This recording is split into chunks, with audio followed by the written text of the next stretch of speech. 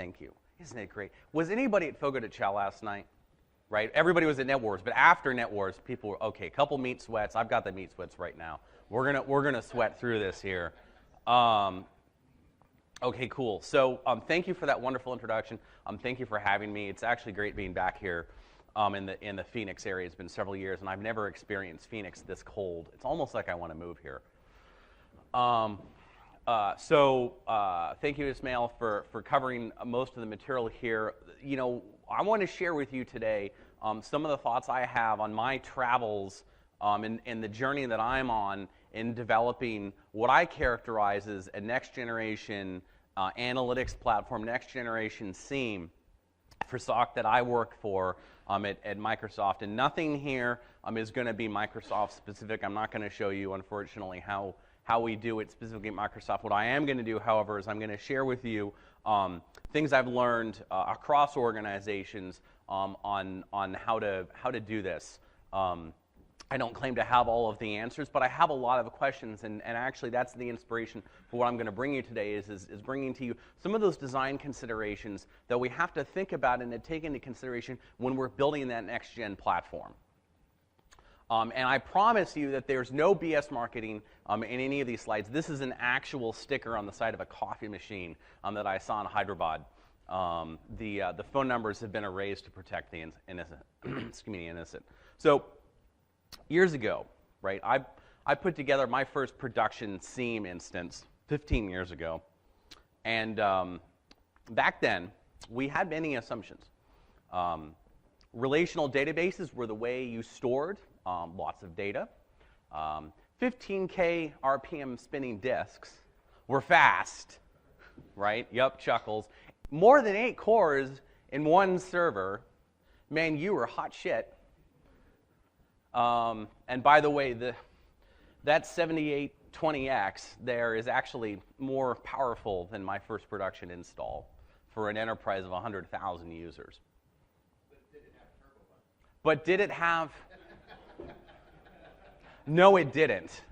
Not to my knowledge. No, Spark processors are pretty darn slow. Sun V880 was my first install. Yep. Woo!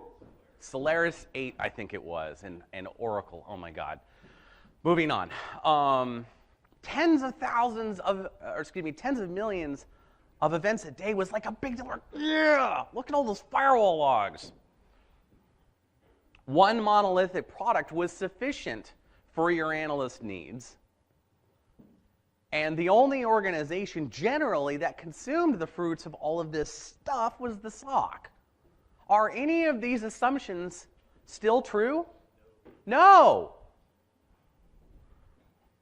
Yet the design of some SIEM installs are still based on these assumptions.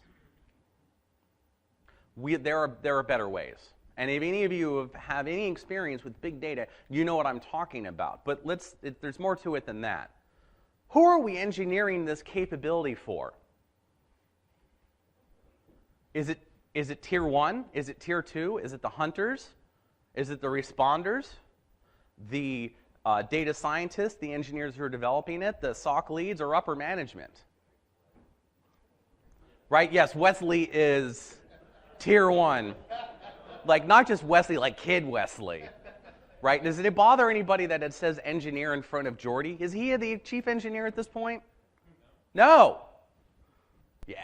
President of Star Trek Club right here. As if I'm using Star Trek to talk about computers. This doesn't get any geekier than this. So each of these people have different questions that they need to ask almost every day. Where do I start? What really happened? Where is the adversary? What do we do next? What questions are better finding the adversary? What new detections can I create? How do I keep the system running well? How is the SOC doing generally? And how is my security program doing overall? Engage. So when we put together this capability, let alone, and by the way, who's missing here? The biggest user group of them all that needs this data. Any guesses? The constituents, our customers. Each of these groups have different questions that they ask and different needs. So when we think about how do we put together this world-class capability, we need to think about how are we going to cater to each of the folks on the bridge here. Moreover, it's not just about one data store. Chances are, data stores, things, data lakes, databases, use a buzzword, that have security-relevant data in them are likely proliferating in your enterprise. You're actually probably no longer the only organization with a big pile of security-relevant data. Telemetry from IoT devices, NetFlow. There's a very long list. Application logs. You can't put an agent on everything you need to defend necessarily. Again, we talked about mobile workforce yesterday. That's one potential example. And you'll never reach 100%. What is 100% anyways? Right? It's like me saying, I'm going to monitor every person in this room. Somebody just went out, somebody just came back in. It's a moving target. The result is that we have to make careful choices about our resource investments, as if that wasn't already obvious. We have to pay just as much attention to integration as we do aggregation. In other words, I need to be able to make connections between these different things. I'm going to talk about that in a second. We can't just chase our monitoring percentages to 100%, right? And you have to make a decision what percentage of coverage at any given point in time is good enough. And at one of my very last slides, I'm going to talk about some of the different ways to measure that. And then finally, we have to consider those different dimensions on how we measure our monitoring coverage. It's also not about just one product. It's potentially about several. We have our near real-time alert triage view. We have ticketing and workflow, potentially some orchestration if you're real fancy. Business context, drill down to PCAP, file detonation. The analytic engine that actually drives all of this, be it atomic detections or otherwise. The platform you're using to do your data science, how you're querying and visualizing that data in an ad hoc manner or otherwise. EDR of all sorts, particularly super high fidelity endpoint telemetry. And threat intelligence. Every single one of those arrows is a potential pivot for the analyst, depending on what your architecture looks like. Right? We could be talking about 3 different products here in your architecture. We could be talking about 10 or more.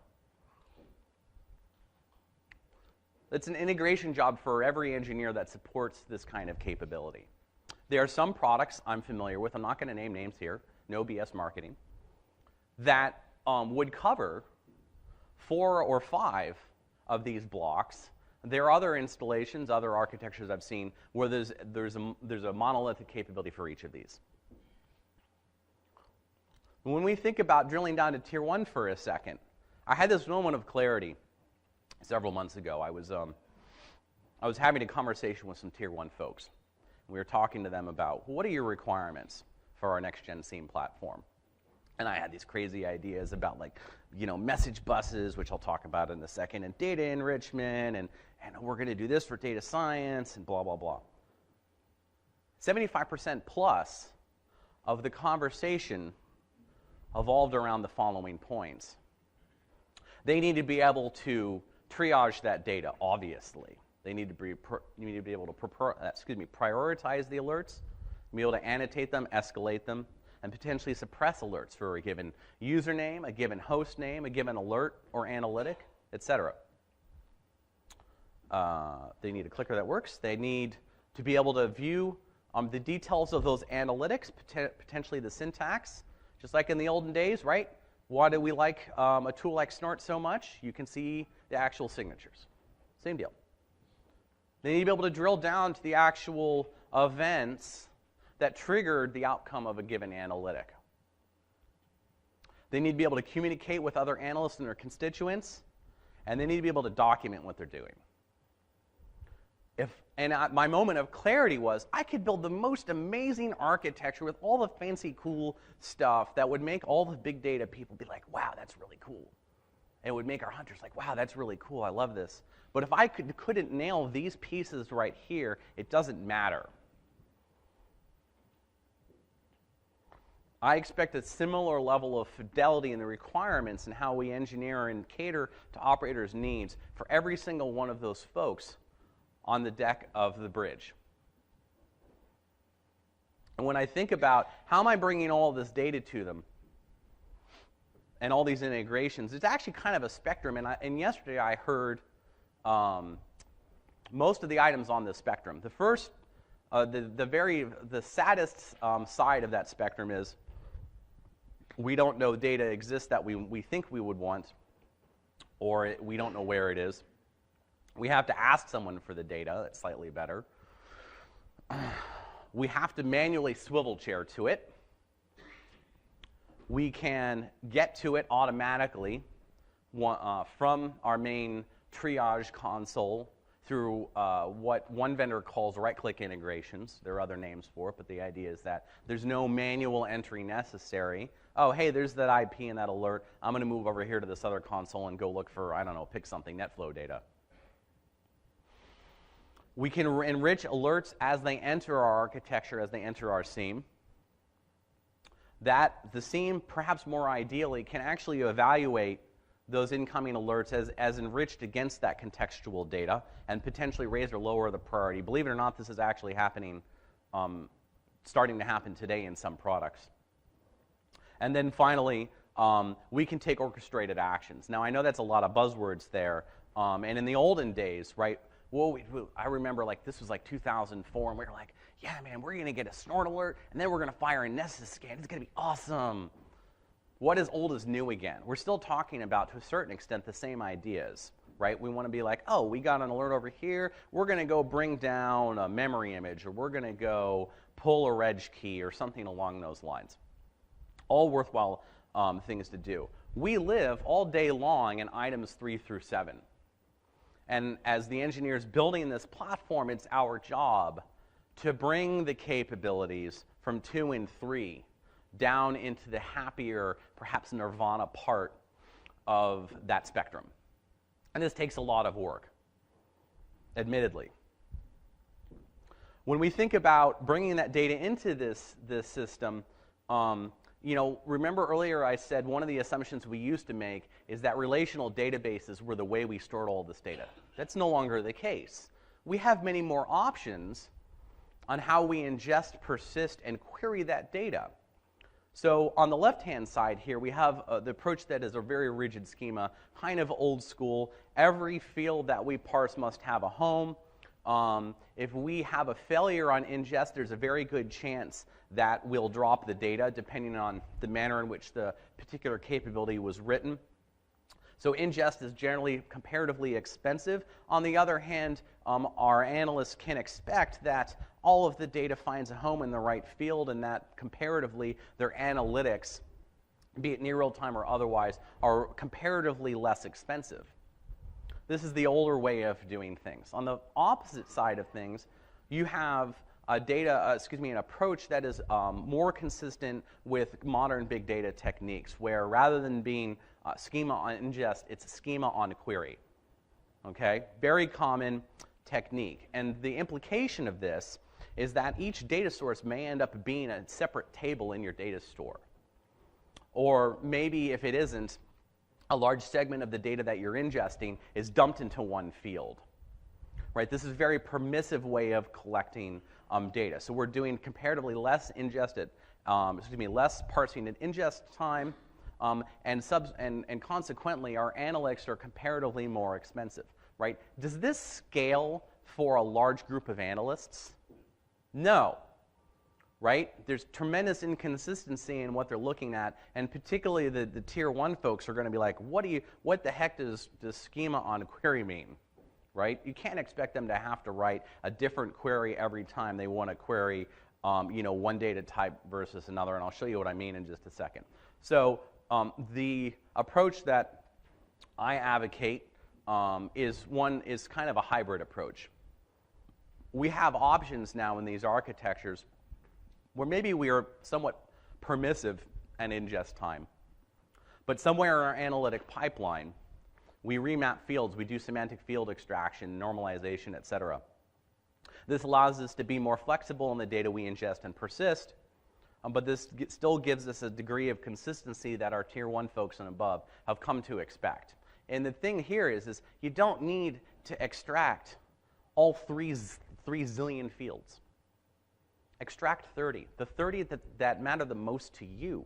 The ones that matter the most to the near real-time analytics. So that when you're writing your queries and your where clauses specifically, you're not doing super expensive field extractions at query time. Rather, that data, that has already been done. And that you can bring your results set to a much smaller volume and then do that more involved feature extraction. Let me show you one example of how this will easily manifest itself here in one slide, because I've got things reversed. Right, so we want to collect all of this data. We want to collect all this data from all these different places. And we want to send it to many places. What's the solution? Any big data people here? What's the solution if I want to collect data from many dozens of different things and actually output that data to many other things? Persistence, stores, near real-time analytics, et cetera. Any guesses? Big data, specifically. It's on the slide. Message buses, right? I can produce into a message bus and I can consume from that message bus. Right? I've got all my sources of data on the left. I've got the folks that consume that data on the right. And this gives me a lot of flexibility amongst them. I can produce data into different topics. Those topics have arbitrary names. I could call them Pomeranian. I could call it Bloodhound. I could call it Shih Tzu. It doesn't matter. The point is that I can arrange my data and how I ingest it in a manner that makes sense to me. And that message bus is resilient. Right? It can store my data for a fairly temporary period of time, 24, 48, 72 hours. And I can have these different recipients of data consume from those different topics. Pretty elegant, pretty straightforward. On the front end of that capability, I have my ETL for the data sources that need it. And in cases that don't, for instance, if I've got a data source that can natively produce into that message bus, so much the better. Because when you've got all these different stuff flying around, you've got to have a way of plumbing your data. Because at the end of the day, me and a lot of the folks I work with, we're digital plumbers. No hairball too small. I digress. Well, here's the example I was referring to. Let's consider Bro for a second. In Bro, we get this fabulous, amazing layer 3 through 7, layer 5 through 7, depending on which model you're choosing and the time of day of a week, metadata, DNS, HTTP, FTP, etc. And the features of each different kind of metadata that I'm extracting from packets off the wire vary substantially. And this is an eye chart here. You can see all these different fields for each of the different kinds of data. Now, the default behavior that I'm familiar with is that when you produce this data into Kafka, which is one very popular message bus technology, open source, by the way, each of these different log types are going to be their own topic. And then I can subscribe to that. If I'm an analyst and I want to query across all of these different log types, that might be very difficult. So on the one hand, you want to be very permissive about bringing this different data in. On the other hand, do you want to jam that into one schema to rule them all? Probably not, because you're losing the value of the data for the analyst. And as we talked about yesterday, there's this long history of different data standards, different schemas, et cetera. And I certainly don't want to be yet another person who says, well, I'm going to stand up, I'm going to write my own SIEM schema. Right? Not the first person to do that. So the question is and that you have to ask yourselves, is what's the strategy you're going to take? For example, imagine I have a big data store that allows me to write queries across multiple tables simultaneously. And I work with such a technology every day. Imagine you have big data technology that allows you to do something called federated query, where you can write one query against disparate instances of that technology and gather the result seamlessly. Right, these are different strategies you can take, so there's no right or wrong answer here necessarily. When we think about collecting all this data into the SOC, we ask ourselves, does the SOC have an event horizon like a black hole does? In the olden days, the answer might have been yes. Can we afford to do that anymore? No. Our constituents and our upper management are demanding the data that we collect. Yet another reason why I need to think about a topology, message bus or otherwise, that allows me to gather data from a lot of places and send it to many places in a performant and resilient manner. But let's be careful what we wish for, or what serving the needs of our constituents without due care. Let me show you what I mean. Imagine that I have stood up as the SOC and I said, I am going to host the enterprise log analytics platform. On a good day, that means I've saved a whole bunch of folks a whole lot of money. Great, right? On a bad day, there's this giant political battle over who gets to own that data and who's going to pay for it. Ask me how I know. Right? No one's ever experienced this before, right? This giant struggle we get in about who gets to own the data. Oh.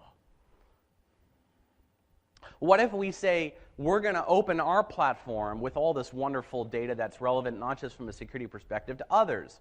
On a good day, this means that I have empowered my constituents, those who I've given access to the store, to find badness. Sounds cool, right? I've democratized security operations. Boy, that was a lot of buzzwords, I'm sorry. On a bad day, this means I've got random folks who aren't necessarily thinking about security, haven't necessarily been trained on all of these approaches to dealing with incident handling, and they're going off, they're playing analyst. And they're like, oh man, it's sexy. Today I get to play analyst. I get to find cyber bad guys and shoot cyber bullets at them. Pew, pew. Right? They're going to compromise your investigations. I've seen this happen, folks. One sysadmin does something bad. The other sysadmin's like, hey man, I saw you do a bad thing. You should stop that. And the SOC never finds out. Not good. Let's say not only have I given folks access, but I have empowered them to create their own analytics. You too can find bad guys. You too can write your own standing queries. You too can write your own near real-time analytics. Boy, what a great force multiplier this would be. I could get my service teams, my application owners, not to have to tell me about their application necessarily in as much detail, or explain the whole thing to us so that we write the analytics. They do it for us. Whoa! This would be so cool, right? Guess what happens? I could make the system melt, or I could flood it with false alarms. Not good. And then finally, let's say I want to open that access back up to others. Am I going to give all of my constituents access to all of the data I have collected? No! That's suicide. So I have to find a good platform that gives me some options in terms of role-based access control, where I can say, hey, this group of folks over here, they have access to just the data that was collected from their systems. And perhaps some higher level overall situational awareness, something that looks like threatbutt.com. Anybody hear threatbutt.com? Yes! Anybody put that up in their SOC before? Yes! I love it. We have all of the cybers, right? We're shooting cyber bullets today. Pew, pew. It's great. If you have no idea what I'm talking about, trust me, go to threatbutt.com. It doesn't have malware as far as I'm aware. Yesterday. What's that? Yeah, right. Yeah, definitely turn your speakers on, sir. This kind of stuff also pulls your team into more non-security events. Yes, the comment was, this pulls your team into other non-security events. Bingo, right? This is a giant rabbit hole. So to finish off this last point, I'm going to talk about some mitigations in a second. To finish this point off, we've got different users flying around. They're stepping on each other's toes. We're asking the same question of the same data 4 different times, right? Certain queries are super inefficient, right? The system is melting, very bad day. So, all right, so we don't have the option anymore to say, go away. We can't do that anymore politically. We can't do it financially. We can't do it in terms of operations. So we've got to think about what are the mitigations we're going to put in place to cope with the fact that we're opening up access to others. On the first point, we can think about shared capital expenses. We can think about enterprise licensing. Specifically, we can think about platforms that, again, do that thing called federated query, where it's not just me hoarding all of the data. Okay, what if I allow my analysts to write federated queries across these disparate stores? Very cool, very shiny, kind of complicated. And we establish some kind of clear governance over who is the custodian of all of this data. Number 2, if we think about opening it to others, we need to make sure that the SOC owns the identity and authorization plane for that. We can think about certain means to lock down access. I would strongly encourage you to use something resembling MFA, multi-factor authentication. Okay, maybe you're putting that access not inside your identity boundary for the SOC, but another identity boundary that's more common, more familiar to the folks you're serving. Oh, and NDAs. If you're going to allow people to write a bunch of queries or create analytics, you need to train them just a little bit. And then finally, you need to make very intelligent choices up front about finding a platform that has something resembling RBAC in it. Now, with all this said, there's one other piece of advice I have that I thought of last night. When you set this up, make sure you audit the access from the people who asked for it. A lot of times people are going to stomp their feet and clamor and be like, give me access, give me access, give me access. And then you finally granted them after a lot of arm twisting and teeth pulling. And there's going to be a substantial portion of the people who demanded access who never log in. And trust me, you want to go and have those logs for a long period of time. So when people are like, you didn't give us access, you didn't play well in the sandbox with us, that you can say, you know, sir, I'm sorry, but we gave your folks access and they never bothered to even log in, let alone do what they said they demanded to do.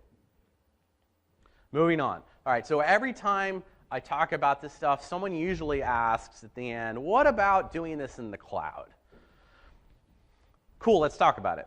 So I have a few points. The first is when we consider a cloud-based logging platform, analytic platform, et cetera, the first question I'm going to ask you is that offering actually platform or software as a service, or is it dressed up IaaS? Okay, are they deploying the capability for you through some very good automation and optimizations, but ultimately you're responsible for maintaining that platform after first deployment? And for that matter, if it's PaaS or SaaS, is it elastic, right? And do you want it to be elastic, right? If you start scaling up, your queries start scaling up, your ingest, do you want that capability to actually scale out and then automatically charge you more? It's a good question. Are they selling you an log analytic platform, or are they selling you a full-blown SIEM? Number 2, where are your assets? Right? There's a lot of companies now, a lot of startups that are totally cloud-based. Does it make any sense for an organization that has gone to the cloud and to put just their SOC on-prem? Maybe not. In fact, probably not. Number 3, what are the security measures that platform offers you? Can they federate with your identity and access, right? Can they federate with your Active Directory or whatever else you're using? What is the forensic quality of the data as they've collected it? Right? What safeguards are they putting in place? Yes, of course, they say it's encryption at rest. There's more to it than that, of course. And then finally, what regulatory compliance and protections are they offering you? Let's say you have an enterprise somewhere in it that has PCI in-scope assets, or you have a data that's relevant from a SOX or HIPAA perspective, right? You definitely need to ask those questions of this provider before you start sending your data. Because invariably, what's going to happen, right? You're going to get something related to that in there. You're going to do everything you can to make sure no customer credit card numbers show up, but at some point or another, authentication credentials are going to fly by on the wire, right? See it all the time. Number 4, what's your integration and pivoting story? Let's say you've got your great platform in the sky. What integrations do they provide you, just as I said in an earlier slide? And then finally, what can you do to get the data out? What options do they give you? Eventually, you'll probably want to get your data, maybe for a administrative or legal proceedings or otherwise. All right, can they send you a hard drive with that? Are they going to charge you to download your data? Boy, that's frustrating. Can you run a query over several months' worth of data in an efficient manner, etc.? So no matter where you are in terms of your age of your SOC, the maturity of your SOC, etc., I want to offer a couple thoughts on how to measure the overall health of this platform you've put together. The first one is obvious. We want to instrument that platform to ensure that it's up and that its utilization is within the parameters that we expect. Okay? The second is we want to measure our data quality. Is the data parsed? Are all of my feeds alive? Has the volume of each of those feeds changed over time? Let me give you one really good example. There's 2 approaches you could take to part of this. One of them is you could have a manual definition of all of the data collectors, connectors, agents, forwarders, pick your buzzword that you want to use to describe the thing that sucks in your data. And you could compare that list of the collectors that you think should be functioning to the ones that you actually saw data from in, say, the last hour, the last 24 hours, the last week. Hey, is anybody missing? Did anyone go dark? Right? Very straightforward. Another approach is to compile that list dynamically, say, over the last 30 days of data, what are all of the collectors that I got data from, and have I gotten data from in the last hour? Alert if the answer is no. This approach I have been using for 15 years, and in every SOC I go to, it never fails in finding stuff that broke, every single time. When we think of it in another way, think about operating a large SAN. In that SAN, each individual hard drive is relatively reliable, right? But you take 300, 500, 1,000 hard drives together, invariably one is breaking at any given time, right? You're getting smart errors on any given hard drive on a given day. The same is the case of maintaining a large collector fleet, of hundreds of collectors in some cases. I digress. Number 3, we want to think about measuring our coverage. Remember earlier I talked about absolute number versus percentage. I would argue that you need to measure both percentage and absolute number of the number of assets and percentage of assets that you're collecting. Why? You don't know what you don't know. And there's always going to be assets in your enterprise that you didn't know exist. So if you're measuring only your percentage of what? The number of desktops that were turned on today versus yesterday, right? Think about dynamic, elastic, virtualized environments where I've got VMs spinning up and spinning down all the time, right? Driving our monitoring percentages to 100%, you can quote me on this, is madness. You'll never get there, and if you do, you're going to chew up all of your resources and pull them away from other pursuits. Consider other ways to measure your coverage. It's not just about the number of assets that you're collecting, it's the asset types, it's the different parts of your enterprise, and it's the different parts of that computing stack. So think about measuring your coverage along multiple different dimensions and being kind of judicious in how you focus your effort there. Moreover, think about your analytic coverage.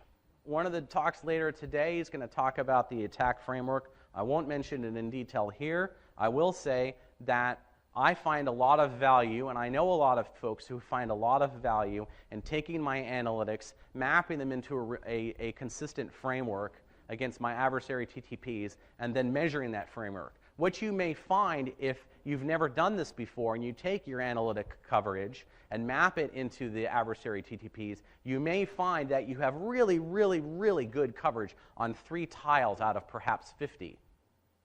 That's very troubling because after you've done all these other very good things, if your analytic coverage isn't looking at all those TTPs, you're not looking at everything you need to be.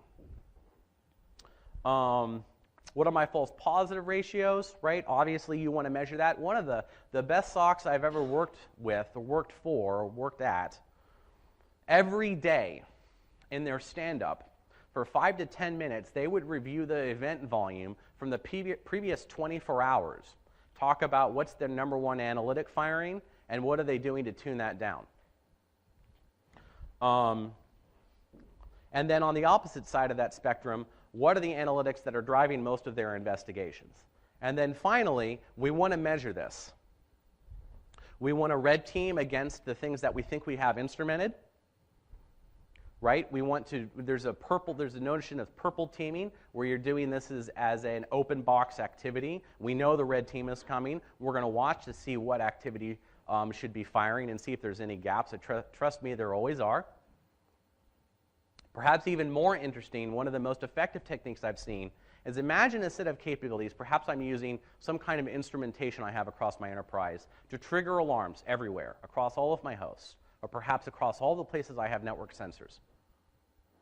And then I bring that telemetry back that says this is where I should have trigger detections.